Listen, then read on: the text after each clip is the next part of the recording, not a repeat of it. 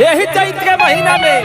अरे वाह, देखिए संतोष बाबा, ओहो एक जानी के नया नया गवना होइल बा। अच्छा, और उनकर पति देव प्रदेश में नौकरी करे गइल बाड़े। नौकरी करत अरे घर में कटनी के काम लागल बा। अरे जियो से और उनकर पत्नी फोन लगोले बिया। का कहतिया? और कहतिया काहे राजा जी, कटनी के काम लागल बा और नया नहर बानी और हमरा से कटिया उटिया होई ना। एक नान्हे देवर बाड़े, वो बड़ी परेशान करके रखा ताड़े। त गोदी में लेके सुता लो। हाँ, चैत के महीना ऐसा है ये राजा जी, कैसन बाजी? कि सेजिया पर सुता तानी तो बदन लस लस करता। तो साबुन से नहा लो। चढ़ते चैतवा में होई न कटाई घाम लागता।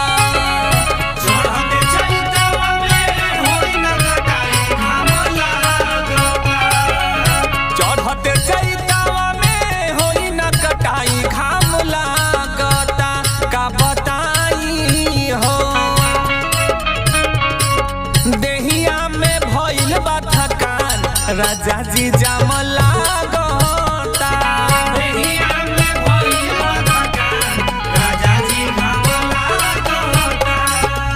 चढ़ते चैतवा में होई न कटाई घाम लागता। चढ़ते चैतवा में होई न कटाई घाम लागता। ए राजा देहिया में भइल बा थकान, राजा जी जाम लागता। देहिया में भइल बा थकान, राजा जी जाम लागता।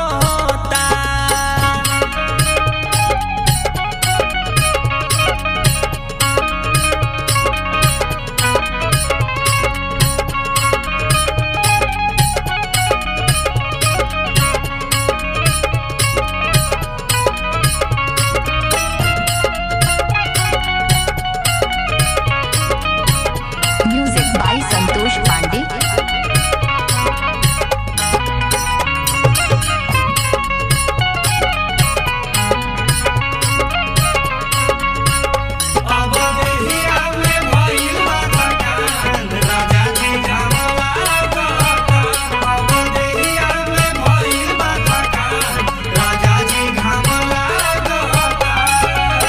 ए राजा जी, बोला धनिया।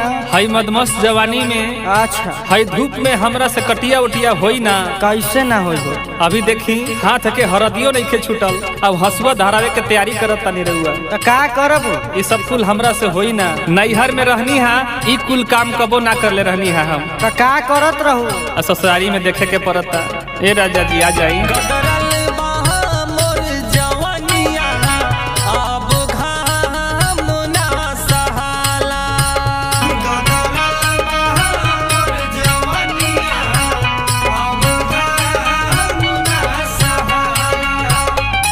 ए राजा जी, का हो धनिया?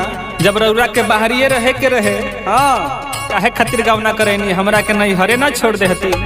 गदरल बहा मोर जवानिया, अब घाम ना सहाला। लहकत बा हसुआ राजा, ओकर बेट ना धराला। लहकत बा हसुआ राजा, ओकर बेट ना धराला। देवरा के कहिले त माने नहीं बात, काम लागता।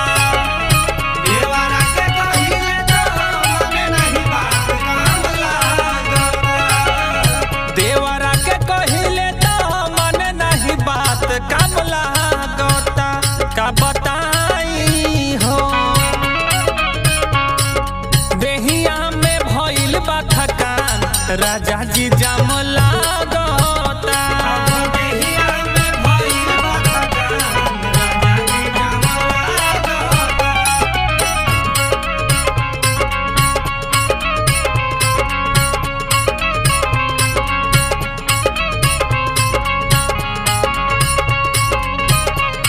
Music by Santosh Pandey.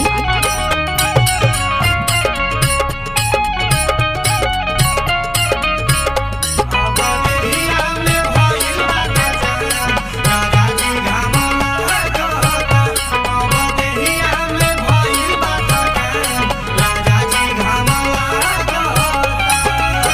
ए राजा जी, बोला बोला। चैत के महीना में रहुआ बाहरी चल गेली कमाए। अच्छा। एगो छोट नान्हे देवर घर में देवर बाड़े। हाँ हाँ। जबे न तबे हमार रूम में राजा तड़े और हसुआ के बेट धराव तड़े। अब कटनी करे के सिखाव तड़े ना आइब न राजा जी तो कहियो खेला हो जाई और देवरे के साथ कटिया करे चल जाई। बानी दुख झेलत राजा नाही कहले कहाला।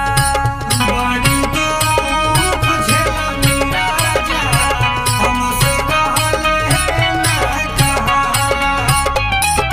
हे राजा जी, लागता कि तहरा ध्यान दूसरा सौतनिया पर हो गइल बा, हमरा पर ध्यान नहीं।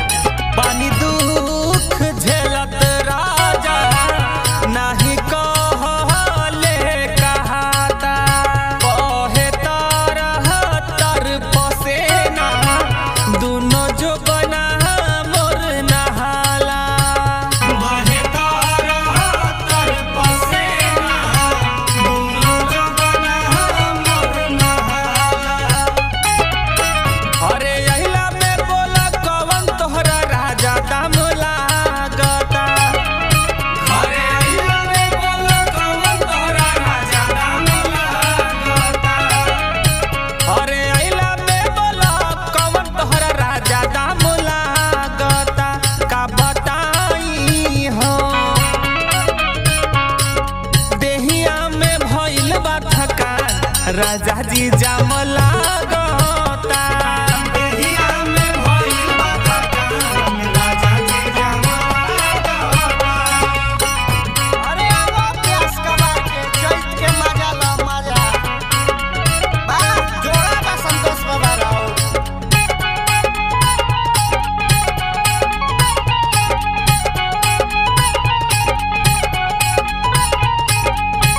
Music by Santosh Pandey.